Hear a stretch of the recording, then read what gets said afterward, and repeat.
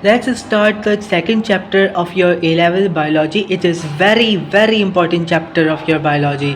अगर आपको ये स्टार सिक्योर करना है तो इस चैप्टर पे ग्रिप होनी चाहिए. जैसे मैंने आपको सेल स्ट्रक्चर पे बताया था, वहाँ पर आपको ग्रिप होनी चाहिए, यहाँ आपकी ग्रिप अच्छी होनी चाहिए.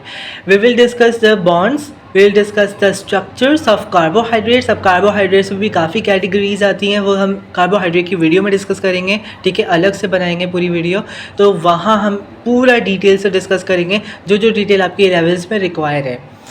हम यहाँ पर प्रोटीन्स को भी समझेंगे कि भाई प्रोटीन्स क्या है हमारे पास, अमीनो एसिड्स क्या होती हैं, कोड्स क्या होते हैं. ठीक है, हमारे पास कितने तरीके के अमीनो एसिड्स होते हैं, उनके नाम, उनके स्ट्रक्चर्स और फिर उनकी बेसिस पर आगे फर्दर क्वेश्चंस होते हैं like bonds formation, bond breaking. ठीक है, हमारे पास कौन सा टाइप ऑफ रिएक्शन है, ये सारे क्वेश्चंस बनते हैं, ये एमसीक्यूज़ बनते हैं, थ्योरी पूछी जाती है आपसे, और A2 में भी इनके क्वेश्चंस आते हैं. ठीक है, then we will discuss the lipids. बहुत इंपॉर्टेंट है. मतलब मैं ये नहीं कह सकता कि इस चैप्टर में कोई ऐसी चीज़ें जो बिल्कुल भी आप इग्नोर कर सकते हो, सब चीज़ें इंपॉर्टेंट है. Then we will discuss nucleic acid which is RNA या DNA. हमारे पास जो होता है हम उनके स्ट्रक्चर को पढ़ेंगे. Then we will have a great discussion on water.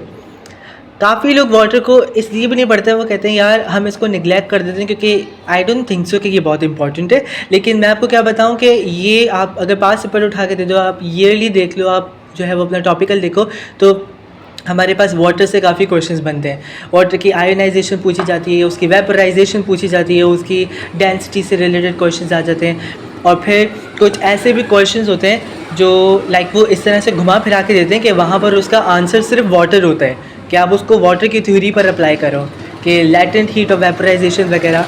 और बच्चा क्योंकि वो पढ़ा हुआ नहीं होता वो, तो इसलिए वो फिर नहीं कर पाता. तो जो पढ़ लेते हैं ये चैप्टर, इसमें ये वाटर भी पढ़ लेते हैं, तो फिर वो ईजिली करते हैं, क्योंकि it is also very important. ये पूरा चैप्टर इंपॉर्टेंट है. तो हम ये चीज़ें डिस्कस करने वाले हैं. 5 चीज़ों पर हमारी ग्रिप होगी. ओके, सबसे पहले डिस्कस करते हैं, उससे पहले कुछ टर्मिनोलॉजीज समझ लेते हैं, लाइक मोनोमर्स, पॉलीमर्स, डाइमर्स. सही है, व्हाट आर दीज और इसका मतलब क्या है, ये क्या होते हैं. सबसे पहले देखो, हमारे पास जो कार्बन है, प्रोटीन है, ठीक है, सॉरी, हमारे पास कार्बोहाइड्रेट्स है, प्रोटीन्स है, लिपिड्स है या न्यूक्लिक एसिड है. ये हमारे पास वो हैं बायोलॉजिकल मॉलिक्यूल्स जिनके पास कुछ एलिमेंट्स हैं जो बिल्कुल कॉमन आते हैं, यानी कि वो एलिमेंट्स इन चारों में मौजूद हैं. That is carbon and hydrogen.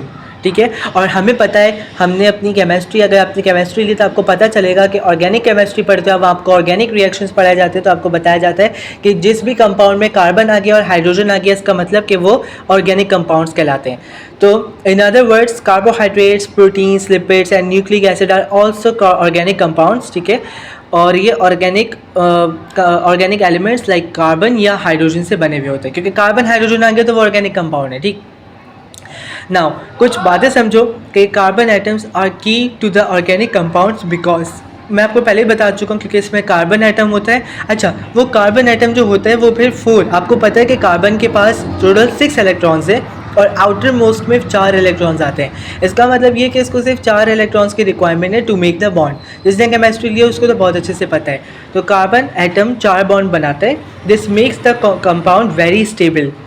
As covalent bonds are so strong, they require a large input of energy to break them.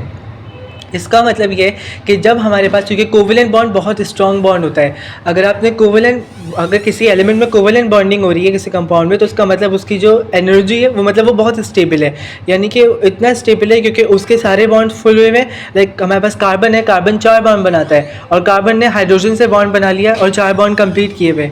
तो अब वो इतना स्टेबल हो गया कि वो इतनी आसानी से टूट नहीं सकता. तो उसको तोड़ने के लिए हमें हाई एनर्जी की रिक्वायरमेंट होती है. तो तभी जो सारे बॉन्ड्स बना लेता है वो ज़्यादा स्टेबल होता है, और जो ज़्यादा स्टेबल होता है वो इतना स्टेबल है कि वो मजबूत हुआ हुआ है, वो टूट नहीं सकता. वो तब टूटेगा जब तुम हाई एनर्जी दोगे उनको. तो ये हमारे पास बेनिफिट है या फिर डिसएडवांटेज है? ये बेनिफिट है हमारे पास कि वो इतना स्टेबल हो गया कि हमें ज़्यादा एनर्जी चाहिए उसको ब्रेक करने के लिए. ठीक है, और well we will not discussing the advantage और डिसएडवांटेज, बस ये की पॉइंट पता होना चाहिए आपको. इतना डिटेल में नहीं जाना वैसे हमें, क्योंकि ये केमिस्ट्री नहीं है, बायोलॉजी है. ठीक है, carbon atoms can form covalent bond with oxygen, nitrogen and sulphur. अब ये आपको पता होना चाहिए कि यहाँ पर कार्बन आइटम जो है वो ऑक्सीजन से, नाइट्रोजन से और सल्फर से बॉन्ड बना सकता है, और वो हाइड्रोजन से भी बॉन्ड बना सकते हैं, वो और भी एलिमेंट से बॉन्ड बना सकता है। ऐसा नहीं कि सिर्फ इनसे बना सकता है, लेकिन ये एलिमेंट्स क्यों लिखे हैं, क्योंकि ये हमारे आगे ऑर्गेनिक कंपाउंड में काम आएंगे। लाइक कार्बन और ऑक्सीजन अगर आपस में बॉन्ड बनाते हैं, so this is sounds like carboxylic bond, ठीक है, या ये हमारे पास फॉस्फोर डाइएस्टर बॉन्ड होता है, और कार्बन और नाइट्रोजन बॉन्ड जो होता है वो हमारे पास अमाइड बॉन्ड होता है, या पेप्टाइड बॉन्ड भी कह लो उसको। ये खैर अभी आपको पता नहीं चलेगा, वो हम बॉन्डिंग में पढ़ लेंगे बहुत डिटेल से, अलग अलग जब चैप्टर्स पढ़ेंगे। और कार्बन और सल्फर डाइसल्फाइड बॉन्ड बना रहा होता है, ठीक है, तो वो हम डिटेल से डिस्कस कर लेंगे बॉन्डिंग। बस इतना याद रखो कि ये जो एलिमेंट मेंशन किए ये जस्ट एन इन्फॉर्मेशन है आपको जनरल नॉलेज के लिए, कि ये इन एलिमेंट से कार्बन बॉन्डिंग करता है और उसके बाद फिर अलग अलग बॉन्ड फॉर्म होते हैं। तो बॉन्ड फॉर्मेशन में पढ़ेंगे हम।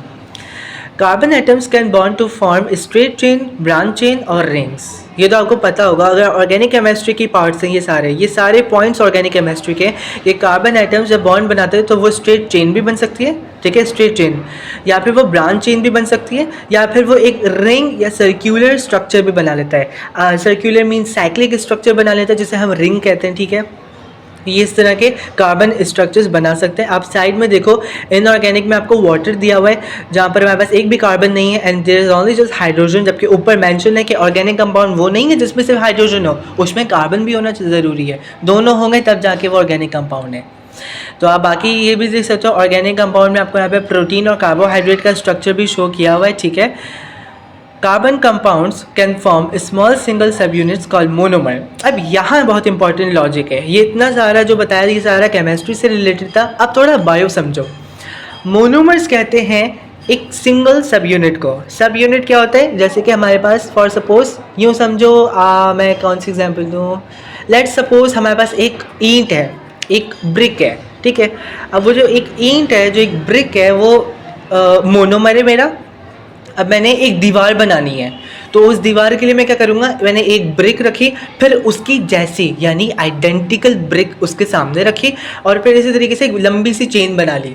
जब ये लंबी सी चेन बन गई ना ब्रिक्स की, अब ये हो गया polymer. Mono means one, poly means many.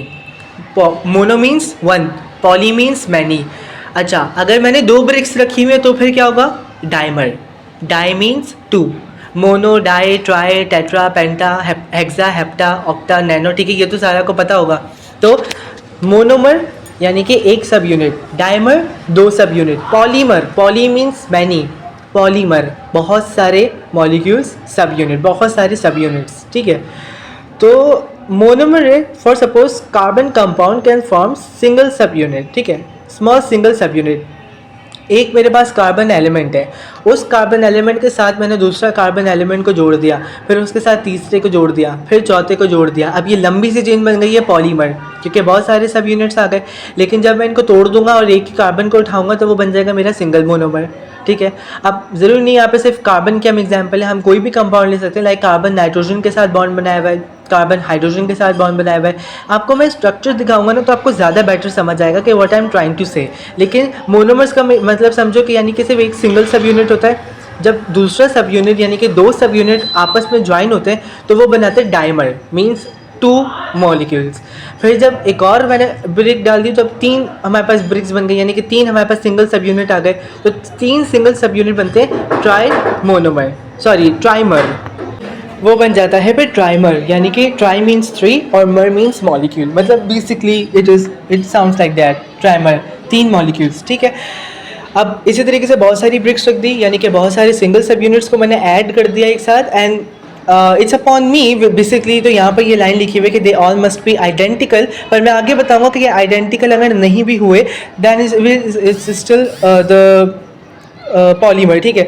लेकिन हम फॉर सपोज कह लेते हैं कि हमारे पास आइडेंटिकल है, क्योंकि यहाँ पर लिखा है आइडेंटिकल मोनोमर्स, यानी आइडेंटिकल सब यूनिट्स जब कंबाइन होते हैं तो वो पॉलीमर बनाते हैं। ये पॉइंट आपको याद रखना है, ठीक है।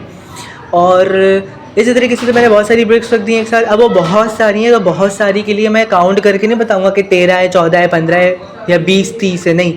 मैं सिंपल कहूँगा बहुत सारी हैं, इट इज़ पॉली। आसान करूँगा ज़िंदगी को, ये कहूँगा कि पॉलीमर है भाई, बहुत सारे मॉलिक्यूल्स हैं, बहुत सारे सिंगल सब यूनिट्स हैं, तो उसको कंबाइन करने के बाद फिर हमारा स्ट्रक्चर पॉलीमर कहलाता है, ओके।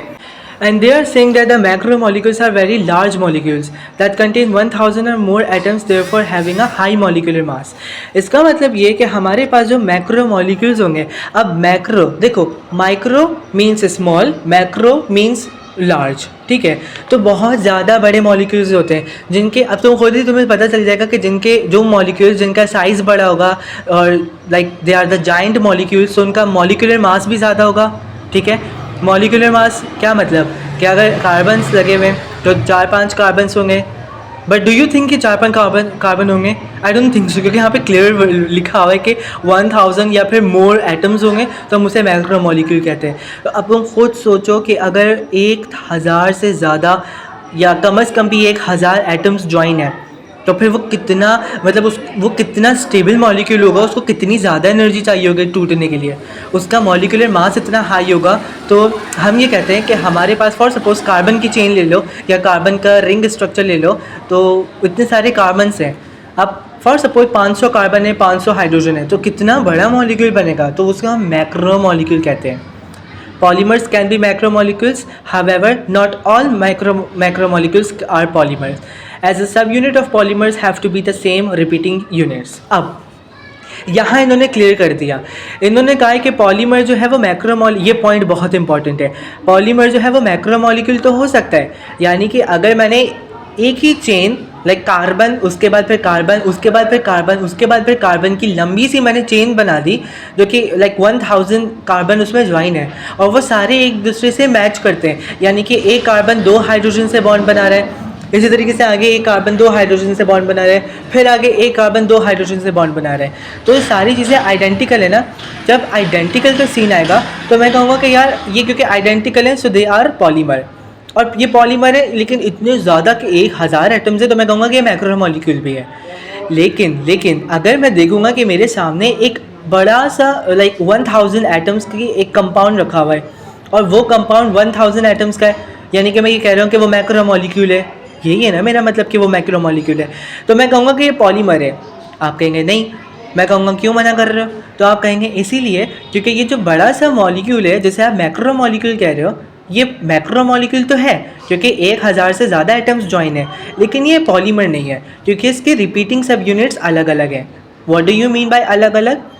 यानी कि पहला जो कार्बन है वो एक हाइड्रोजन से बॉन्ड बना रहा है, दूसरा भी बॉन्ड वो हाइड्रोजन से बॉन्ड बना रहा है, फिर आगे वाले कार्बन से वो जब अटैच हो रहा है तो आगे वाला कार्बन एक हाइड्रोजन से बॉन्ड बना रहा है और एक नाइट्रोजन से बॉन्ड बना रहा है, फिर उसके बाद वाला जो कार्बन है वो वापस कार्बन जो है वो हाइड्रोजन से बॉन्ड बना रहा है, उसके बाद कार्बन हाइड्रोजन नाइट्रोजन हाइड्रोजन, ठीक है, उसके बाद वाला कार्बन जो है वो हाइड्रोजन और हाइड्रोजन से बॉन्ड बना रहा है, उसके बाद वाला नाइट्रोजन और हाइड्रोजन से।